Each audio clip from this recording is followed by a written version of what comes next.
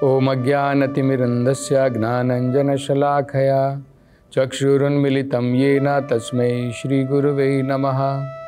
नमो विष्णुपदाय कृष्णप्रेष्ठाय भूतले श्रीमते भक्तिवेदांत स्वामिन् इति नामिने। नमस्ते सरस्वती देवे गौरवाणी प्रचारिणे निर्विशेष शून्यवादी पाश्चात्य देशतारिणे। जय श्री कृष्ण चैतन्य प्रभु नित्यानंद श्री अद्वैत गदाधर श्रीवासादि गौर भक्तवृंदा। हरे कृष्णा कृष्ण कृष्णा हरे हरे, हरे राम राम राम हरे हरे। हरे कृष्णा। तो अब आगे भगवान महाराज पृथु को उनके राजा होने का क्या कर्तव्य होता है, सबसे महत्वपूर्ण, उसके बारे में वर्णन करते हैं। तो कहते हैं, श्रेयः प्रजापालनम एव राज्ञो यत् संप्राये सुकर्तात षष्ठम अंशम हर्था अन्यथा हृत पुण्यः प्रजानाम आरक्षिता करहारो अघम अति। तो सबसे पहले भगवान देखिए क्या कह रहे हैं। श्रेयः, सभी के अपने अपने कर्म अत्यंत शुभ होते हैं। तो कई बार ये जो है आजकल, जैसे हमने पिछली बार भी चर्चा की थी कि लोग सनातन धर्म के ऊपर जो है अनेकों प्रकार के आरोप लगा करके सोचते हैं कि सनातन धर्म लोगों को डिवाइड करता है।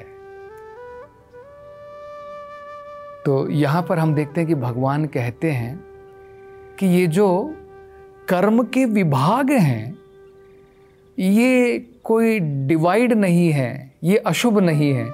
श्रेयः, ये तो अत्यंत शुभ है। कोई क्षत्रिय का कार्य कर रहा है, कोई ब्राह्मण का कार्य कर रहा है, कोई वैश्य का कार्य कर रहा है, कोई शूद्र का कार्य कर रहा है, सब श्रेय है, सब बड़े शुभ हैं। ऐसा कैसे होता है? क्योंकि ये भगवत गीता में स्वयं भगवान बताते हैं। आप अगर भगवत गीता ध्यान से पढ़ेंगे,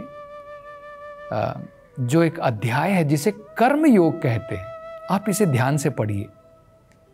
इसमें भगवान जो है अपने अपने कर्म के बारे में बताते हैं।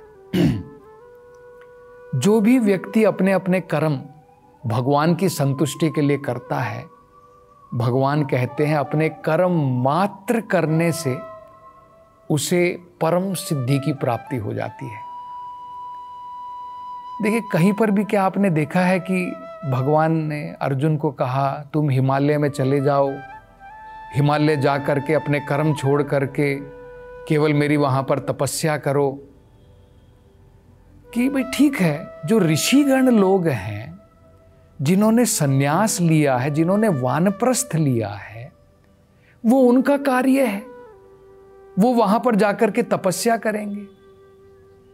और जो राजा है उसे अपने राजा का कार्य करना है। तब राजा विचार करेगा कि भाई ये क्या है, उसको तो मुक्ति की प्राप्ति हो जाएगी, वो तो जंगल में जाकर के भगवान के ऊपर तपस्या में लगा है, मुझे तो कर्म के बंधन में फंसना पड़ेगा, मुझे अनेकों प्रकार के, मैं यहां पर कर्म कर रहा हूं।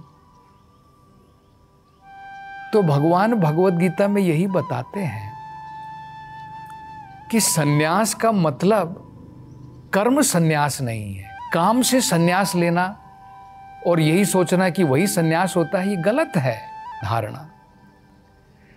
हमें किस चीज से सन्यास लेना है? इंद्रिय तृप्ति से सन्यास लेना है। इंद्रिय तृप्ति को छोड़ना है, कर्म को नहीं छोड़ना है। कर्म के फलों को भगवान की सेवा में लगाना है, उससे सन्यास लेना है। कर्म करके उसके फलों को भगवान की सेवा में लगाना है। वो कर्म भी भगवान के लिए करना है। तो कर्म से संन्यास नहीं लेना है। तो बड़ा सुंदर श्लोक है, भगवान भगवत गीता में देखिए क्या कहते हैं, स्वे स्वे कर्मणि अभिरताः, अपने अपने कर्म में लगे रह करके, स्वे स्वे कर्मणि अभिरताः संसिद्धिम लभते नराः। नराः मतलब मनुष्य समाज को अपने अपने कर्म में लग करके भी पूर्ण सिद्धि की प्राप्ति हो सकती है, उसे ही तो कर्म योग कहते हैं। जब हम अपने कर्म को भगवान से जोड़ देते हैं वो योग बन जाता है। कर्म के द्वारा, योग का मतलब है जुड़ना। किससे जुड़ना? भगवान से जुड़ना। तो कर्म को जब हम भगवान के लिए करते हैं, कर्म योगी बन गए। कर्म को हम अपने लिए करते हैं, कर्मी बन गए। तब कर्म योगी नहीं है, हम कर्मी कहलाएंगे, उसके फलों को भुगतना पड़ेगा। तो ये अंतर होता है। तो सबसे पहले देखिए भगवान क्या बता रहे हैं कि ये जो समाज के अंदर में ये जो डिवीजन है, वर्क की डिवीजन है, ये कर्म के अनुसार विभाग है। तो अपने गुणों के अनुसार जैसे उसने गुणों की प्राप्ति की है, और उसको ट्रेनिंग भी दी जा सकती है। जैसे हम उदाहरण में देख रहे थे, मान लीजिए एक पॉलिटिकल पार्टी है, उसमें कोई चीफ मिनिस्टर बना है। एक आम वर्कर भी चीफ मिनिस्टर बन सकता है अगर उसे भी उस प्रकार की ट्रेनिंग दी जाए, लेकिन उसमें गुण तो होने चाहिए ना। बिना गुण के थोड़ी वो चीफ मिनिस्टर बन जाता है। इसी प्रकार से है, कोई भी व्यक्ति ब्राह्मण बन सकता है, कोई भी व्यक्ति क्षत्रिय बन सकता है, कोई भी व्यक्ति वैश्य बन सकता है, और कोई भी व्यक्ति जो है एक आम वर्कर बन सकता है। तो ये डिवीजन जो है कहीं पर भी नहीं बताई है कि जन्म के द्वारा है। क्या भगवान ने कहा है चतुर्वर्णा मया सृष्टम जन्म विभागशा, मैंने जन्म से बना दिए, जन्म से कोई शूद्र है, जन्म से कोई क्षत्रिय है, ऐसा तो नहीं है। लेकिन इतना जरूर होता है, जैसे उदाहरण के तौर पर हम लोग देखते हैं एक पॉलिटिकल पार्टी है, उसमें चीफ मिनिस्टर है, उसके बेटे को वो ट्रेनिंग अपने आप मिल जाती है, पॉलिटिकल ट्रेनिंग। इसी प्रकार से ब्राह्मण के बेटे को उसके पास में एक फेवरेबल अनुकूल एनवायरनमेंट है ब्राह्मण बनने का, इतना मात्र है। डॉक्टर का बेटा, उसके घर में अच्छा एनवायरनमेंट है, पिता से सीख लेकर के वो डॉक्टर बनने के लायक हो सकता है। लेकिन अगर कोई कहे कि भाई डॉक्टर का बेटा डॉक्टर, ये मूर्खता है। अरे डॉक्टर का बेटा क्या जन्म से डॉक्टर हो जाता है? उसे डॉक्टर के गुण अर्जित करने पड़ते हैं। और इसका मतलब ये नहीं कि डॉक्टर का बेटा ही डॉक्टर बनेगा, कोई और डॉक्टर नहीं बन सकता, ऐसा तो नहीं है। तो बड़ा सरल है, ये तो गुण और कर्म के द्वारा विभाग है, ये हमें समझना। जन्म के द्वारा कोई विभाग नहीं। तो ये भगवान जो है बताते हैं, इस प्रकार से क्षत्रिय अपना कर्म करे, वैश्य अपना कर्म करे, ब्राह्मण अपना कर्म करे, शूद्र अपना कर्म करे, और सबके द्वारा भगवान की संतुष्टि होती है। इसलिए भगवान क्या कह रहे हैं, श्रेयाः, अपने कर्म छोड़ने की जरूरत नहीं है कि सबको जो है सन्यासी बनना है, सबको छोड़ करके हिमालय जाना है, कोई जरूरत नहीं है। क्योंकि सबके कर्म अगर हम भगवान की संतुष्टि के लिए करेंगे, सब सौभाग्य से भरे हैं, सब श्रेय है। तो ये जो है भगवान बता रहे अत्यंत मंगल है। तो सबसे पहला भगवान ने यही बताया। और क्या कहते हैं, तुम उनका कर्म क्या है, अब क्षत्रिय का कर्म क्या है, वो भगवान बता रहे। भगवान कह रहे हैं कि तुम्हारा मंगलमय कर्म है। क्या है? प्रजापालनम एव राज्ञो, प्रजा का पालन करना, प्रजा की रक्षा करना, ये तुम्हारा कर्म है, अत्यंत मंगलकारी कर्म है। और वो कहते हैं अगर तुम ऐसा करोगे तो क्या मिलेगा? क्योंकि हम सोच सकते हैं कि भाई अपने लिए तो कुछ नहीं कर रहा है, प्रजा का पालन कर रहा है, प्रजा की रक्षा कर रहा है, राजा को क्या मिलेगा? तो भगवान कहते मिलेगा, उसको भी आध्यात्मिक फल की भी प्राप्ति होगी। क्या प्राप्ति होगी? यत संप्राये, संप्राये का मतलब होता है अगले जीवन में भी, इस जीवन में भी वो सुखी रहेगा और अगले जीवन में क्या मिलेगा, सुकृतात षष्ठम अंशम, उसकी प्रजा की रक्षा करने के कारण जो भी पुण्य कार्य उसकी प्रजा करेगी, जब राजा सही प्रकार से धर्म की रक्षा कर रहा है, धर्म के द्वारा उनकी आध्यात्मिकता की प्रगति की रक्षा कर रहा है, उनके शरीर की रक्षा कर रहा है, भौतिक रक्षा भी कर रहा है, जब ये करेगा तो लोग सुखी रहेंगे, आनंद में रहेंगे और अनेकों प्रकार के पुण्य कर्म करेंगे, पाप कर्म नहीं करेंगे। क्योंकि जब धर्म की रक्षा नहीं होगी तभी तो पाप कर्म करेंगे।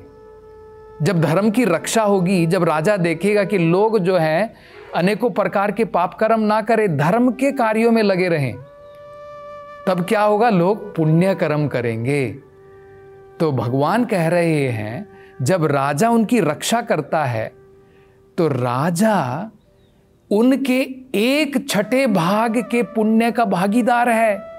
अगले जन्म में मान लीजिए 6 पुण्य किसी व्यक्ति ने किए तो 1 पुण्य का फल राजा को भी प्राप्त होगा, या फिर 1 पुण्य में 6ठा भाग, 1 पुण्य को, उसके फलों को अगर आप 6 भागों में विभाजित कर दीजिए, भगवान क्या कह रहे हैं, षष्ठम अंशम, उसका 1/6 भाग का पुण्य राजा को प्राप्त होगा।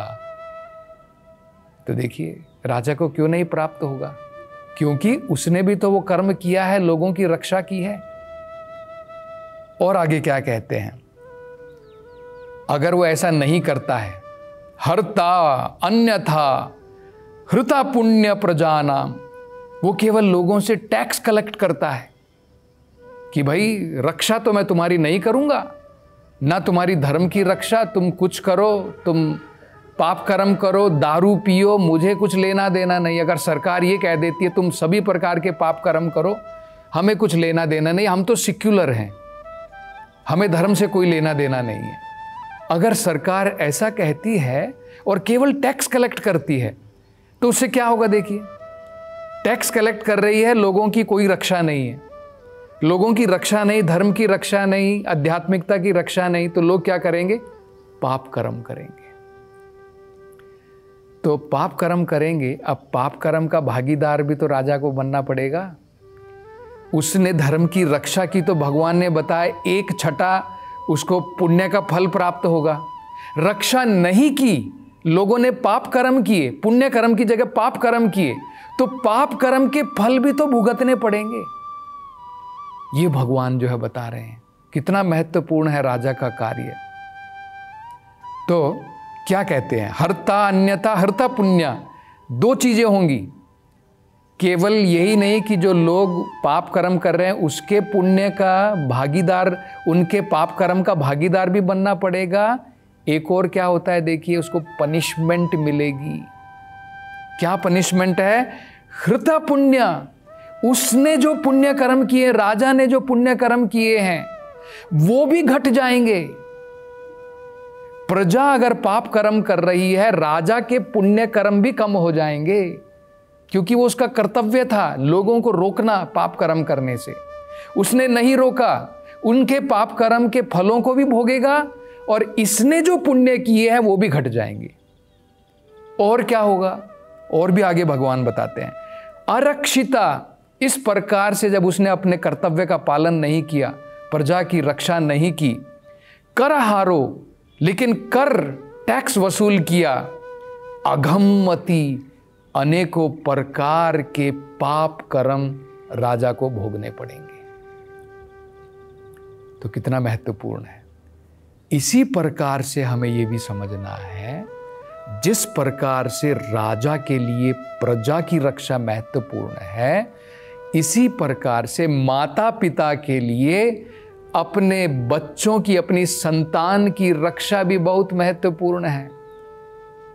तो हमें भी केवल उनके शरीर की रक्षा नहीं करनी है, रक्षा का मतलब केवल शरीर की नहीं है, उनके धर्म की रक्षा, उनकी आध्यात्मिकता की रक्षा, ये सब बड़ा महत्वपूर्ण है। कि वो जो भी कर्म कर रहे हैं वो कर्म धर्म के अनुसार कर रहे हैं या नहीं, अधार्मिक कार्य तो नहीं कर रहे हैं, और आध्यात्मिकता की प्रगति के लिए भी कुछ कार्य कर रहे हैं कि नहीं। केवल अपने कर्म में लगे हैं, भगवान की भक्ति में आगे बढ़ने के लिए, आध्यात्मिकता में बढ़ने के लिए कुछ नहीं कर रहे हैं। तो अगर हम ये नहीं देखते और हम सोचते हैं कि बस खुश हो गए, मैंने अपने बेटे को एक जॉब दे दिया, दिलवा दिया, उसको अच्छी पढ़ाई लिखाई कर दी, तो मतलब क्या है, केवल उसके हमने भौतिक भविष्य के बारे में सोच लिया, इंजीनियर बन गया, लेकिन क्या हमने ये सोचा अगले जीवन में वो क्या बनेगा? क्या उसके आगे के भविष्य के बारे में सोचा? अगर अगले जीवन में मेरी संतान मेरी सुरक्षा में थी, मैंने उनको ट्रेनिंग नहीं दी, अगले जीवन में वो जानवर का शरीर उनको मिलता है, तो मैं उसका रिस्पॉन्सिबल हो गया ना। तो अगर वो मेरे पुत्र मेरी संतान अधार्मिक बन जाती है, उनके पाप कर्म मुझे भी भोगने पड़ेंगे। ये हमें समझना है। जैसे राजा को अपनी प्रजा के पाप कर्म भोगने पड़ेंगे ना, क्योंकि उसने सुरक्षा नहीं दी। इसी प्रकार से अगर गुरु जो है, जो प्रमाणिक गुरु है, इसलिए प्रमाणिक गुरु बहुत महत्वपूर्ण है। अगर हम अप्रमाणिक गुरु किसी को बनाते हैं और वो हमारी कोई सुरक्षा नहीं करता है, कृष्णा भावनामृत में हम आगे प्रगति कर रहे हैं, नहीं कर रहे हैं, इनिशिएशन दे दिया, दीक्षा दे दी, बाद में डिसाइपल का कुछ अता पता नहीं है, गुरु का कोई पता नहीं है, तो इस प्रकार से गैर जिम्मेदार जो होता है, तो जो डिसाइपल जो भी पाप कर्म करता है वो सब गुरु को भोगना पड़ेगा। तो इसलिए प्रमाणिक गुरु को भी चाहिए कि इस प्रकार के गैर जिम्मेदार शिष्य ना बनाए। कई बार लोग अपने फॉलोअर बनाना चाहते हैं। एक कहीं पर जाकर के भागवत का प्रवचन दे दिया, हाँ भाई कितने लोग मेरे शिष्य बनना चाहते हैं, और जिन्होंने हाथ खड़ा कर दिया, हाँ भाई तुम दीक्षित हो गए, तुमको मैंने दीक्षा दे दी। तो इस प्रकार से केवल फॉलोअर बढ़ाना नहीं है, ये भी देखना है कि जिसे मैं दीक्षा दे रहा हूं मैं उसकी सुरक्षा कर पाऊं। अगर वो अधर्म में लगता है, पाप कर्म में लगता है, तो उसके फल मुझे भोगने पड़ेंगे, ये उसे पता होना चाहिए। तो ये बड़े महत्वपूर्ण संदेश जो है भगवान दे रहे हैं, और आगे भगवान क्या बताते हैं इसकी चर्चा हम अगली कथा में करेंगे। हरे कृष्णा।